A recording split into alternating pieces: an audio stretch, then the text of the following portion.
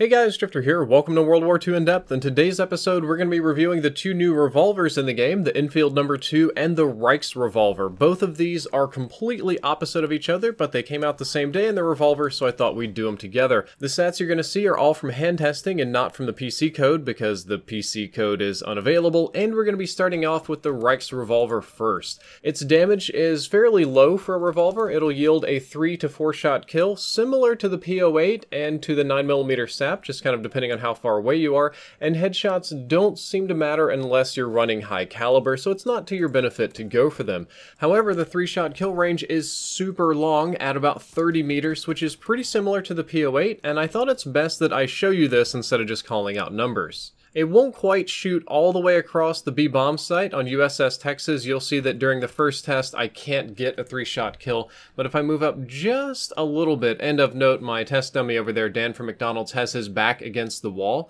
If you aim down sights and shoot him, you will get a 3-shot kill at that range, which is incredibly far, much further than pistols should be getting 3-shot kill ranges, and the 3-shot kill range far outstrips most people's ability to aim, especially given the pistol iron sights. Rate of fire, measured hand tested, is about 350 rounds per minute, which is actually kind of slow. It's more similar to the M1911, and it should feel slow, but it doesn't. I never really got any oversampling or any issues, which would seem to indicate that my trigger finger is 350 RPM, but I don't believe that's the case. I think it's just got a nice sort of sweet spot where it's easy to spam. It feels much better than the overall rate of fire actually is, and unfortunately the time to kill on this gun is not very impressive. Kind of like the P08 and 9mm sap, it's a 3-shot kill, range is good, rate of fire leaves much to be desired, and it's just not a fast killing weapon. Most people with submachine guns and rifles and stuff will absolutely outgun you in a head-on gunfight. Though like those other weapons, it does have a very nice akimbo hipfire box and very low recoil. The akimbo hipfire box kicks basically none whatsoever, so if you want to use it as an akimbo shotgun type weapon, it is a valid idea to do so, but I believe the reload's going to hinder you a lot.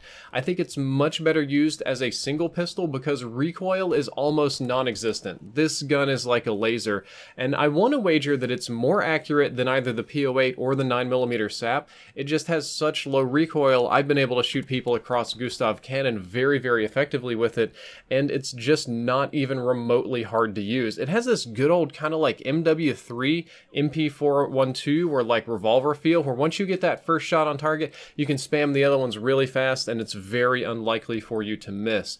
The iron sights are quite workable for all ranges that this gun makes sense to use. They're a little bit on the blocky end for super long range, but again, at any range where it makes sense to use a pistol, the iron sights will be fantastic. It'll be super easy to acquire targets, get body shots, and spam super hard. All the handling attributes are quite good because it's a pistol, well, except for one, the reload time.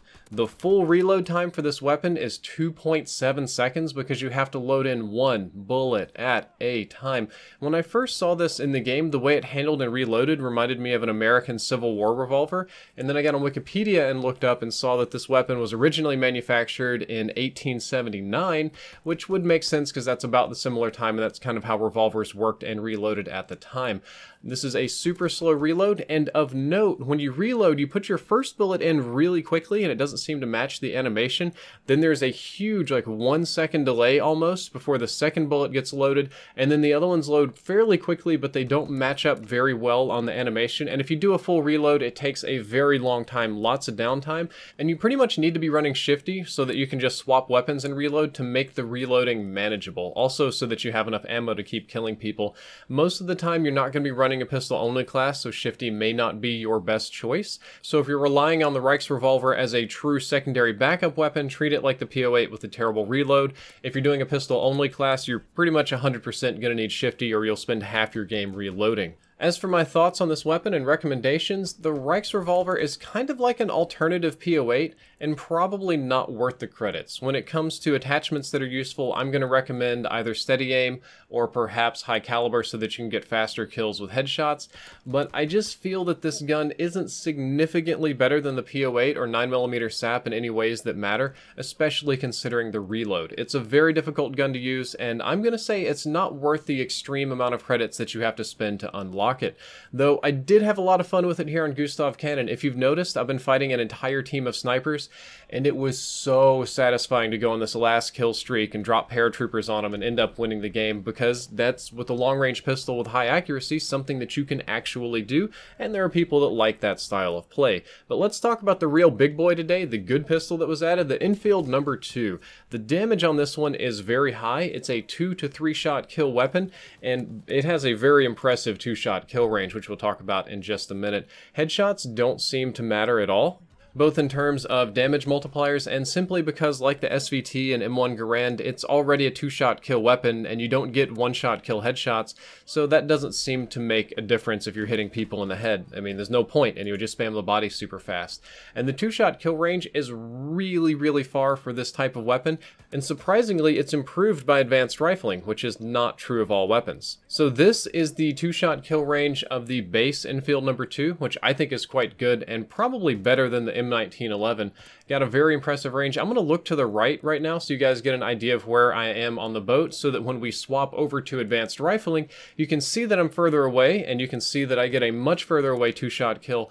But when I look to the right, you get an idea of just how much. It's about 3 or 4 meters extra right there. So I think advanced rifling is one of the most important attachments you can run on this gun, perhaps next to steady aim. Rate of fire measured by me, unfortunately, is very slow at about 280 rounds per minute. This would put it in the slowest firing tier of handguns in the game, and you definitely can oversample and overspam it, though I tend to treat it like a 2-shot kill weapon and hold back just a little bit so it doesn't feel that bad for me.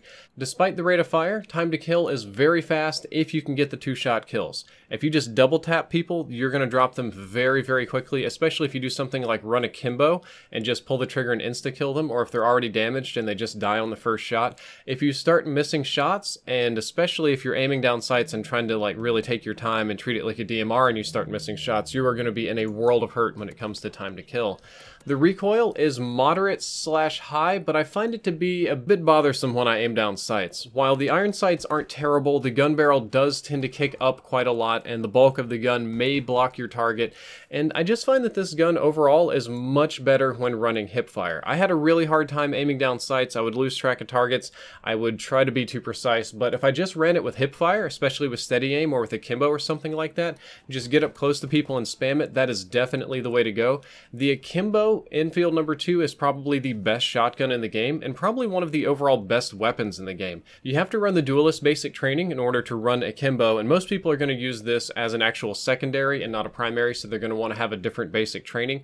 However, even on the primary weapon, if you just run steady aim and just pop people like that, it's way better than aiming down sights. It's extremely effective, and in my opinion, maybe one of the best guns in the game. All the other handling attributes are quite good too. Aim down sights time, sprint out time, all that stuff is good, and the reload speed is just insane. It reloads in 0.8 seconds, which is the fastest of anything in this entire game that I'm aware of.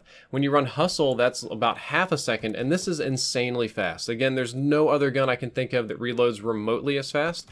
Of note, the reload animation is much longer than this, but the actual reload time where you can cancel and go back to combat is this stupidly fast. My personal favorite is the sprint reload cancel. I usually walk around while I'm reloading and then sprint to reload cancel and then snap aim down sights or go to shooting since I have a fast sprint out time. With a little bit of effort, you can get really good at reloading this very fast and have basically no downtime.